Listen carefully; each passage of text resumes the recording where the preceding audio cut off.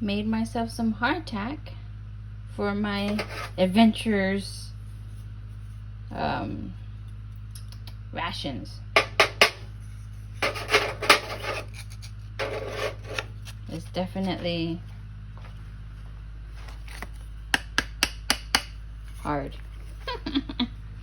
They recommend soaking them for, I think 10 minutes it was before eating.